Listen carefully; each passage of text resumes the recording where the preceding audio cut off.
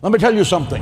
When you walk through these doors and you lift your hands to pray, I want you to remember that you are talking to Almighty, all-knowing, all-powerful God, the creator of heaven and earth. The blast of his nostrils can split the cedars of Lebanon. He holds the seven seas in the palms of his hand. He weighs the mountains in a scale and the hills in the balance. You can ask him for things so staggering, so big, that God slides out of his chair and sits on the edge and says to the angels, "Did you hear what he said?" Ask him for things that are impossible, because with God nothing is impossible. Ask him to defeat the giants in your life, because our God is a giant killer. Ask him to divide the sea before you and to bury Pharaoh and watch him turn your enemies into fish food. Ask him to send fire from heaven as he did for Elijah, and he will. Ask him to walk with you in the fire of the fiery furnace and be the fourth man in the fire, and he will.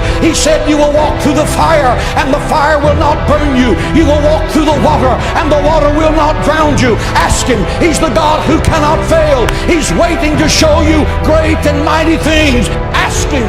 Pray, pray, pray. God in heaven wants you to have that power. You are made in the image of God. God is not a statue. He speaks, he thinks, he talks, he feels our infirmities. He answers our prayer. He's alive. He's Jehovah Shammah, the God who is there. He's Jehovah Nissi, the Lord who is our banner. He's Jehovah Shalom, the God our peace. Pray, pray, pray.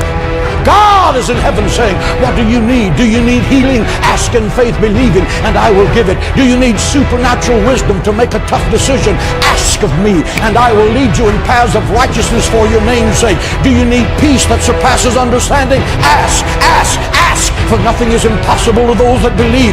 No good thing will he withhold from those that diligently seek him. Do you need the impossible? Then open your mouth. Open your mouth in faith, believing. You're not talking to the President of the United States. You're not talking to Bill Gates. Both of them together can't control their next breath.